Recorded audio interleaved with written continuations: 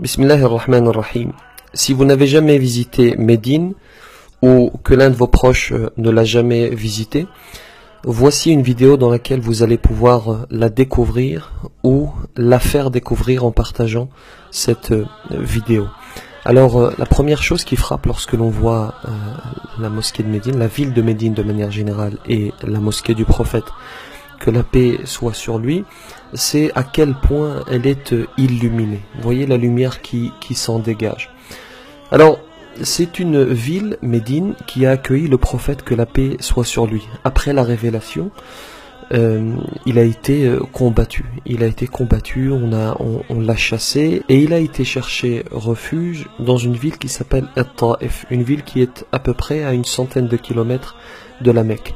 Il est arrivé à At-Taif, et même à Taif, il va être chassé de cette ville. On va même charger les enfants de le chasser à coups de pierre. Après cela, il va faire la fameuse invocation. Allahumma ilayka ashku da'fa quwwati wa qillata hilati wa hawani 'ala an-nas. Et Dieu va répondre à son invocation et il va être accueilli par les Médinois. Une ville qui s'appelait à l'époque Yathrib. Et c'est une ville qui a un certain nombre de noms. On l'appelle Taïba, on l'appelle Taba, on l'appelle Al-Madina.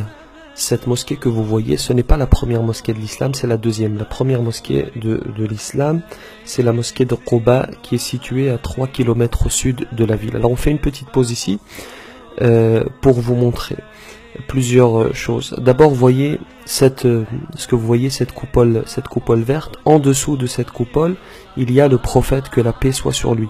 Il y a Abu Bakr radiyallahu anhu et il y a Omar radiyallahu anhu. Cette coupole que vous voyez, on y accède par la porte qui s'appelle As-Salam, Bab As-Salam, que vous voyez ici. On entre, on traverse et on salue le prophète, que la paix soit sur lui, qui se trouve sur notre gauche. Lorsque l'on fait la prière mortuaire dans la mosquée du prophète, que la paix soit sur lui, à la différence de la Mecque, ici, on n'a pas besoin de voiture pour aller au cimetière, puisque je vais vous le montrer tout à l'heure. Le Baqi', le cimetière du Baqi', il est juste à côté de la mosquée. Donc, vous voyez cette petite porte ici, c'est de là que sortent les fidèles qui portent le défunt, et ensuite ils vont directement l'enterrer à El-Baqi'. Alors on continue la visite. À l'époque du prophète, que la paix soit sur lui, bien sûr la mosquée n'était pas aussi grande, elle était vraiment petite. Puis les califes se sont succédés et chacun a apporté sa touche, chacun a contribué à la construction de la mosquée. Alors elle est gigantesque, elle peut accueillir jusqu'à 700 000 personnes. En comptant la mosquée, en comptant l'esplanade qu'il y a, elle peut accueillir à peu près 700 000 personnes, sans compter les rues, puisque vous savez que le jour de l'Aïd par exemple, ou pendant le Ramadan, pendant le Hajj par exemple, la mosquée est vraiment remplie, et certains prient dans les rues. Donc on peut porter ce